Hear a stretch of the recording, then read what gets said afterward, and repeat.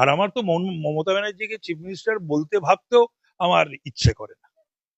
না, একেবারেই না। তাহলে তো সেই জন্যই তো একটা চিফ মিনিস্টার শুধু আচরণ নয়, কথাবার্তা নয়, ভাষা। এখন ব্যাপারটা হচ্ছে, ব্যাপারটা যে এনআরসি আর এসআইআর এক নয়, এক নয়, এক নয়। উনি কিছুই মানেন না, জানেনও না।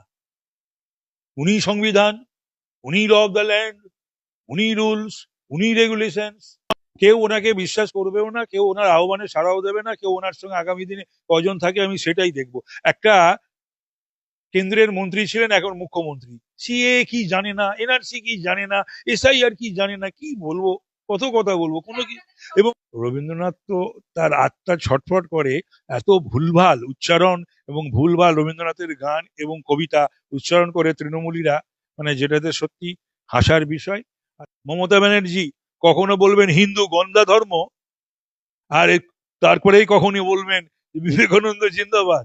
একসঙ্গে হয় না দুটো, মমতা ব্যানার্জি।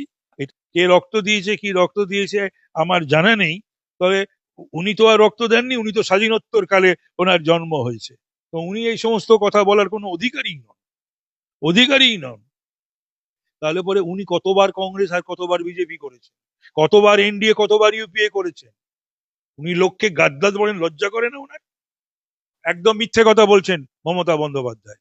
আমি বলছি যে মৃত লোক একাধিক জায়গায় নাম আছে, এবং যারা অনুপ্রবেশকারী ঘুষপেট, যারা বাংলাদেশি রোহিঙ্গা মানে ভারতীয় নয়, তাদের নাম বাদ যাবে।